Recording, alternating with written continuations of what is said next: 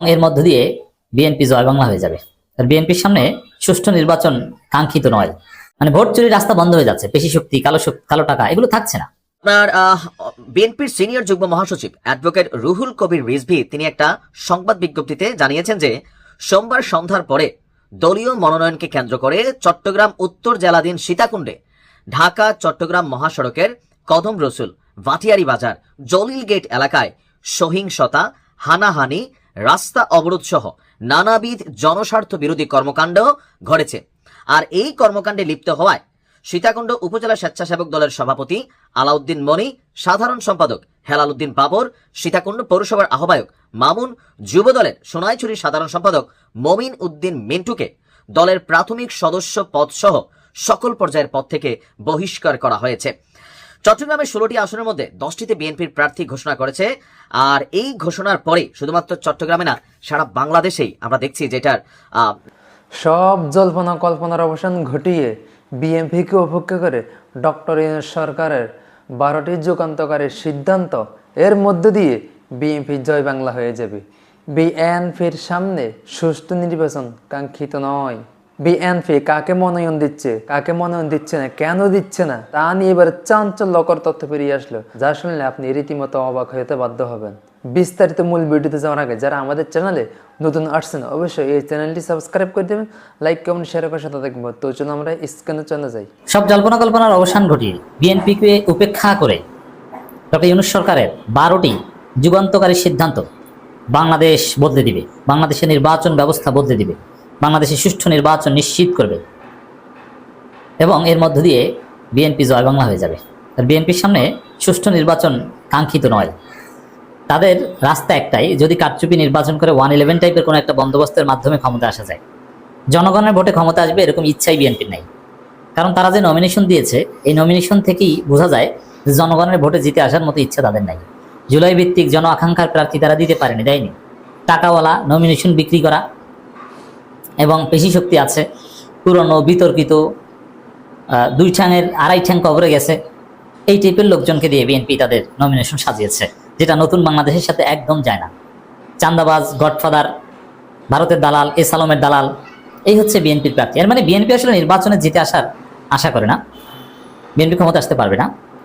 বিএনপির সামনে চিন্তা হচ্ছে যে কিভাবে কারচুপি করে নির্বাচনে জেতা যায়।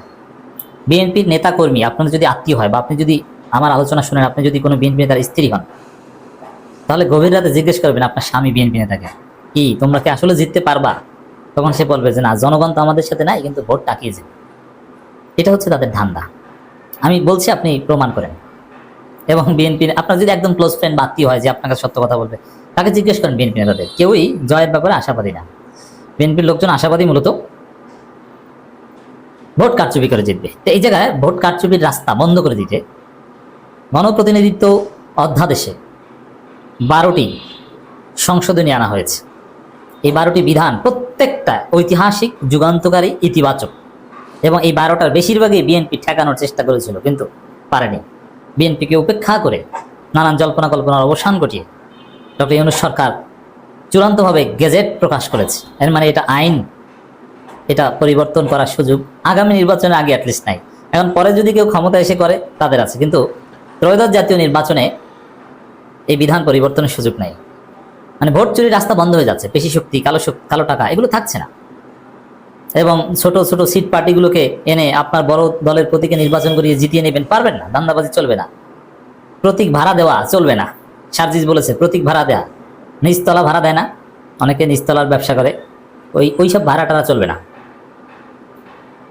আসন্ন ত্রয়োদশ সংসদ নির্বাচনকে সামনে রেখে গত সোমবার যে গণপ্রতিনিধিত্ব অধ্যাদেশ জারি করা হয়েছে, তাতে একগুচ্ছ পরিবর্তনের পাশাপাশি যোগ হয়েছে নতুন বিধান। তো সব মিলিয়ে যেটা যোগ হয়েছে, এগুলো ঐতিহাসিক, যুগান্তকারী সুষ্ঠু নির্বাচন নিশ্চিত করছে। আমি সেগুলো আপনাদেরকে শোনাবো। এই সংশোধিত আরপিও ধরেই শীঘ্রই দল ও প্রার্থীর আচরণ বিধিমালা চূড়ান্ত করবে নির্বাচন কমিশন। মানে এটা অধ্যাদেশ জারি হয়েছে, এই জায়গা থেকে পিছু হটার সুযোগ আর নেই এবং ঘটবে না। নতুন আরপি অনুযায়ী জোট করে নির্বাচন করলেও যার যার দলীয় প্রতীক নিয়ে ভোটের পরীক্ষায় উত্তীর্ণ হতে হবে। মজা না? কেমন লাগে? বিএনপি ঠেকানোর জন্য চিঠি দিয়েছিলেন। আসিফ নজরুল নাকি আশ্বাসও দিয়েছিল যে না না না না না না এটা আমি দেখবো, কিন্তু দেখতে পারে না, কারণ ইউনূস অবিচল ছিলেন। এবং এগুলো নির্বাচন সংক্রান্ত যে সংস্কার কমিশন তাদের সুপারিশ মালার সাথে সম্পর্কিত, এটা পরিবর্তন করা যায় না। প্রার্থীদের শিক্ষা প্রতিষ্ঠানের কমিটি পদ ছাড়তে হবে।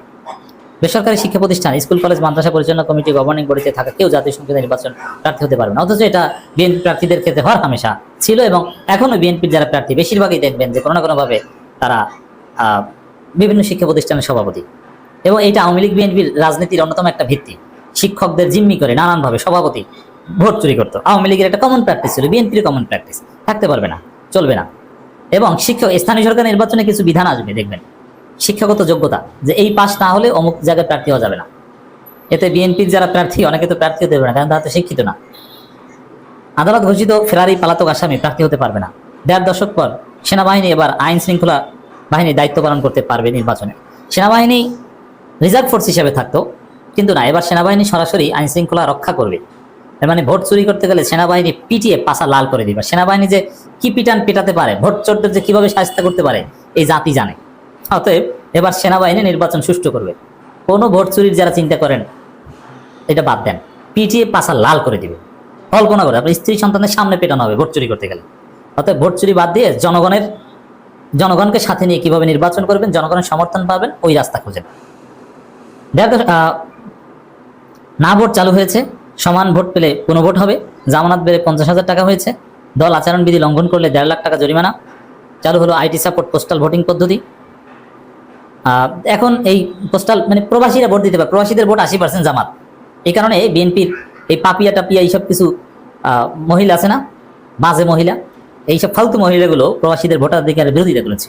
কারণ তারা জানে যে প্রবাসীদের ভোট জামাতের, প্রবাসীদের ভোটের উপর নিয়ন্ত্রণ আছে ইলিয়াস, পিনাকি, এম রহমান মাসুম, এরা কেউই বিএনপির অন্ধ অনুসারী নয় বা বিএনপিকে নির্লজ্জ সমর্থন দিবে না।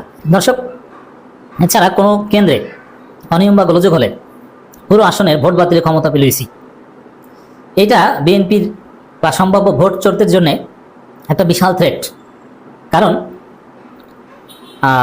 কিছু আসনে ভোট চুরি, এগুলো বিচ্ছিন্ন বা ওগুলো স্থগিত মারামারি করে জিতে যেত। কিন্তু এখন এমন যে আপনি 2-1 জায়গা উল্টাপাল্টা করবেন, পুরো নির্বাচনই বাতিল। তা আগে এটা কারচুপি করেও নির্বাচন কমিশনে বলতো যে বিচ্ছিন্ন ঘটনা, এমনিতে ওইসব জায়গা ছাড়াটা ঠিক আছে। কিন্তু না, এখন যেটা হবে, আপনি 2-1 জায়গায় উল্টাপাল্টা করবেন, ওই 2-1 জায়গা কেন্দ্র করে পুরো নির্বাচনের ফলাফল বাতিল করা হবে, নতুনভাবে নির্বাচন হবে। এর মানে আপনি কারচুপি করে কোনোভাবেই টিকতে পারবেন না, জিততে পারবেন না। এছাড়া হলফনামা অসত্য তথ্য দিলে নির্বাচিতর পরও ব্যবস্থা নিতে পারবে। এই যে শেখ হাসিনা, তারও এমপি পদ থাকে না, এরকম অনেকে আছে। এইসব সিস্টেম করে এমপি হয়ে যায়। এমপি হলে তার কোনো বাধা নেই, কিন্তু না, আপনি এমপি হওয়ার পরও আপনি শান্তিতে থাকতে পারবেন না। কোনো কালো টাকার মালিক আপনার ব্যবসা বাণিজ্য গোপন করেছেন। আর মিডিয়ার যুগে বিএনপির প্রার্থীদের বেশিরভাগই দেখবেন যে গোপন ব্যবসা, অবৈধ ইনকাম কিছু না কিছু আছে, ট্যাক্স ফাঁকি। এদের এমপি পদ থাকবে না। ওই যে ডাকসুতে কোনো প্রার্থী পায় না, পরে আবিদ নামের একটা স্যাঁচড়া ছেলেকে ধরে এনেছে, পরে জয় বাংলা। তো এরকম বিএনপির ধান্দাবাজি সব জয় বাংলা হয়ে যাবে। সংসদীয় আরপিওর 2 নম্বর অনুচ্ছেদ আইন শৃঙ্খলা বাহিনীর সংজ্ঞায় সেনাবাহিনী, নৌবাহিনী ও বিমান বাহিনীর নাম যুক্ত করা হয়। 2001-8 সালের ভোটের বিধান ছিল। তো 2001 সালের ভোট, 1 সালের ভোট সুষ্ঠু হয়েছিল, 8 সালের ভোট অ্যাটলিস্ট শান্তিপূর্ণ হয়েছিল। এবার সুষ্ঠু শান্তিপূর্ণ সবই হবে। এছাড়া রিটার্নিং অফিসার কোনো ভোটগ্রহণ কর্মকর্তা বরখাস্ত করলে তা ইসিকে অবহিত করতে হবে। 12 নম্বর অনুচ্ছেদ আদালতে ফেরার হিসেবে নানান বিষয়ে যুক্ত করা হয়। প্রত্যেকটাই, এই যে 12টা বিধান বললাম, সুষ্ঠু নির্বাচনের জন্য যথেষ্ট অগ্রগতি। প্রিয় দর্শক শ্রোতা, ভিডিওটি শেষ পর্যন্ত শুনছেন। এখন আপনারাই বলেন, মনোনয়ন কেন দিচ্ছে না আর কাকে মনোনয়ন কেন দিচ্ছে? তাহলে কি তাদের স্বার্থ আছে বিএনপির এর ভিতরে? বিএনপি কি সামনে সুষ্ঠু নির্বাচন করতে পারবে?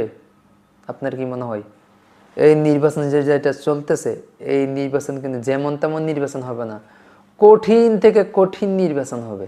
কেন করতেছে তারেক রহমান এগুলো? ডক্টর ইউনূসের 12টি যুগান্তকারী সিদ্ধান্ত কি কি থাকতে পারে অবশ্যই শুনছেন। তো আপনারা অবশ্যই আপনাদের মূল্যবান মতামত আমাদের এই ভিডিওর কমেন্টে করে যাবেন। তার আগে যারা আমাদের চ্যানেলে এখনও পর্যন্ত সাবস্ক্রাইব করেন নাই, অতি দ্রুত করে চ্যানেলটি সাবস্ক্রাইব করে ফেলুন। নতুন নতুন অথেন্টিক নিউজের আপডেট পেতে আমাদের চ্যানেলটি সাবস্ক্রাইব করে ফেলবেন। তো দেখা হচ্ছে পরবর্তী অন্য কোনো ভিডিও নিয়ে। সেই পর্যন্ত সকালবেলা দেখবেন, সুস্থ থাকবেন, এই কামনা করছি। আসসালামু আলাইকুম ওয়া রাহমাতুল্লাহ।